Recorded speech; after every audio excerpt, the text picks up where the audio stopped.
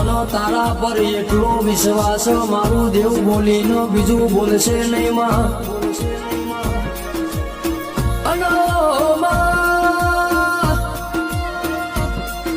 કદાચ મારા ઘડીઓ એ તના આઠમના નીવો ચાલ્યા હોય તો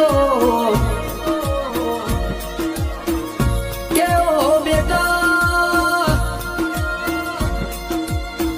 તારું ખાધેલું ઘોણું જો ખાઈને ખોટું બોલું તો